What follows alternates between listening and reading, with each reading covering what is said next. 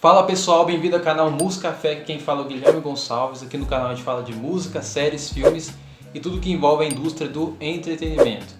No vídeo de hoje eu vou convidar vocês para assistir esse vídeo comigo. Eu já assisti esse vídeo, tá? Mas eu queria compartilhar esse vídeo para fazer algumas reflexões sobre o debate que geralmente a gente tem na internet, né? Na internet a gente encontra muita falácia, né?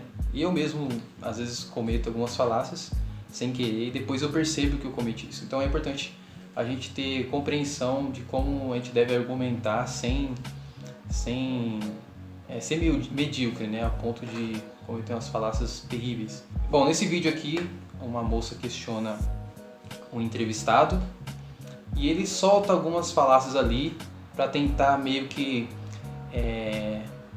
tirar a atenção do argumento, do problema, né, que ele é questionado, e ele tenta levar para o outro lado ali, tá? Então vamos assistir a esse vídeo junto comigo aqui, pra gente ir falando conforme for passando, tá bom? 1, 2, 3 e... I want to know, what is your answer to young people for some of the really big problems facing humanity, like the climate catastrophe, like economic crisis, like the precarious job market? Because I just don't, like, you talk all this much about individual responsibility. Most of us are never going to be able to afford to have all of these assets to have responsibility over. So what is your advice beyond banal comments like clean your room?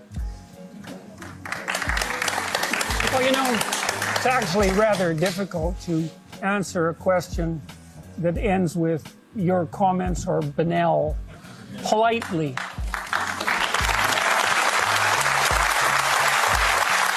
So, I would consider that more of an opinionated personal and political statement than actually a question. So why don't you try reformulating that so that there's an actual question there? What is your...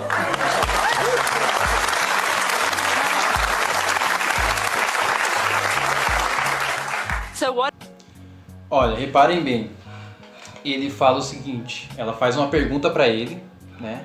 Uma pergunta até bem formulada, se a gente for ver. A pergunta foi um pouco aguda, por quê? Ela foi um pouco irônica na pergunta. E provavelmente não gostou disso. Só que esse é um método que as pessoas geralmente usam.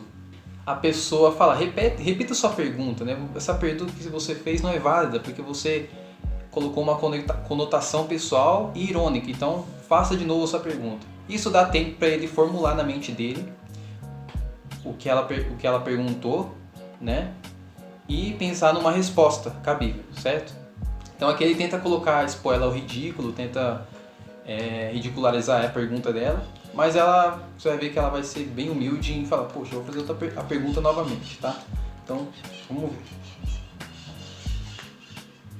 What is your advice to young people when you talk about you need to be individually responsible, but when there are things that are so far out of our control, like climate catastrophe, like the precarious job economy, like the They're not as economic far out of crisis? your control as you think. What is your answer to Do you think people that who you're are worse facing off these than questions? you think that you're worse off than your grandparents?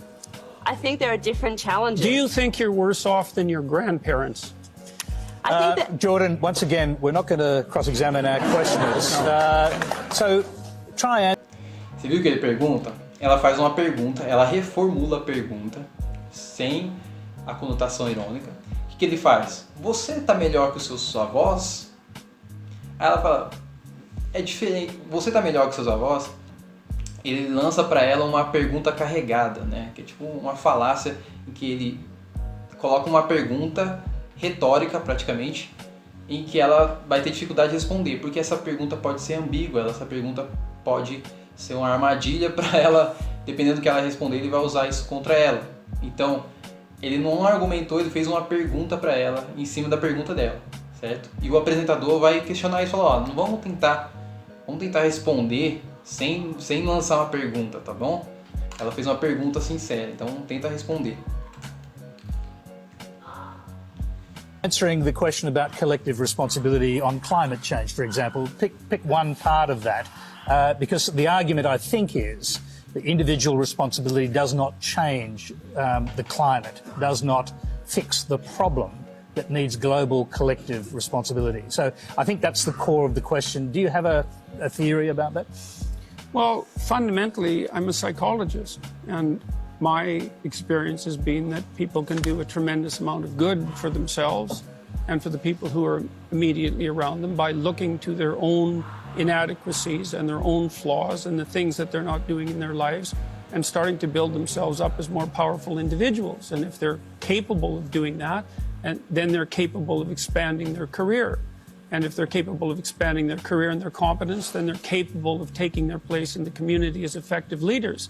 And then they're capable of making wise decisions instead of unwise decisions when it comes to making collective political decisions.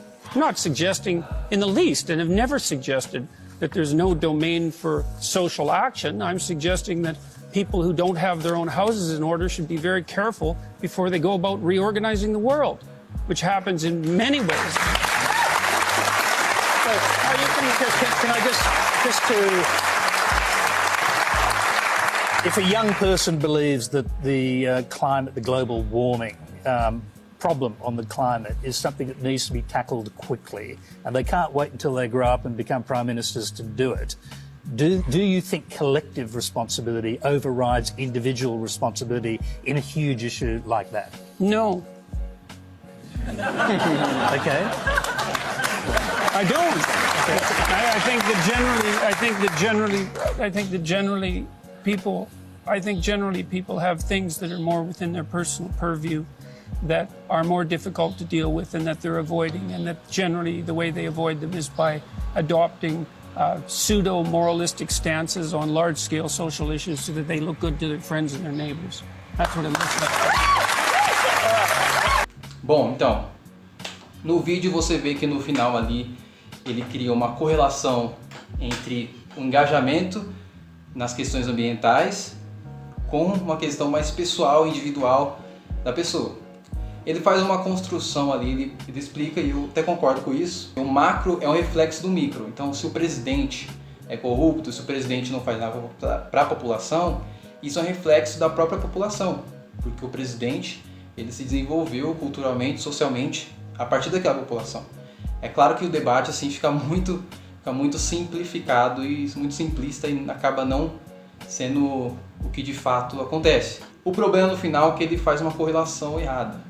Ele fala o seguinte: com uma pessoa que não cuida da própria casa, pode estar engajada na organização social em prol do meio ambiente se essa pessoa não cuida do seu próprio lar, da sua própria casa, né? E daí fica muito ambíguo, porque você não sabe se ele está falando da questão financeira, da questão de relacionamento entre pais e filhos, da questão conjugal, da questão física da casa, enfim. Você não fica muito ambíguo.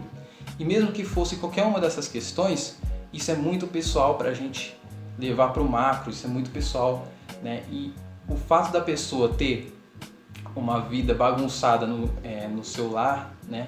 Não conseguir organizar sua casa, não necessariamente significa que ela não consiga organizar uma ação social, né? Até porque são coisas diferentes, né? Por exemplo, existem atividades que eu não consigo exercer e parece ser atividades simples para outras pessoas, mas atividades que parecem ser um pouco mais complexas eu consigo de certa forma exercer.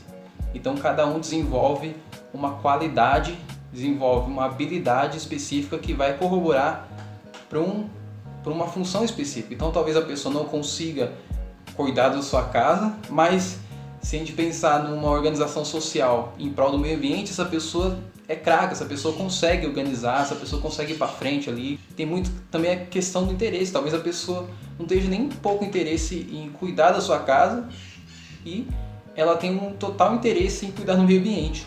Pode ser. Dá para entender a lógica dele até certo ponto, mas o problema é que essa lógica não é válida para o argumento da pergunta que a menina faz.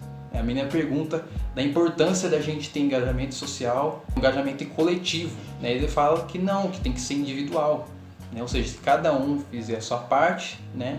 E isso é um discurso muito bonito, só que precisa ter um engajamento social coletivo, com alguém na frente, com os representantes levando à frente, levando a cabo, certo?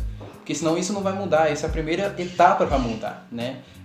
a mudança começa de cima para baixo ali na cultura. É assim que a cultura vai sendo influenciada, através da mídia, através da política, né? E as pessoas vão sendo influenciadas por isso. É muito importante que haja também o engajamento pessoal e haja também o engajamento coletivo, tá bom? Então, esse foi o vídeo de hoje. A gente viu aqui algumas falácias cometidas aqui, ok? Então, até o próximo vídeo. Até mais.